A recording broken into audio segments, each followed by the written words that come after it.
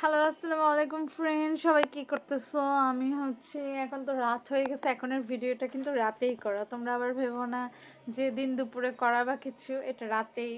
এখন হচ্ছে রাত কয়টা বাজে? এখন রাত্র 10টা। হ্যাঁ, 10টা বাজে।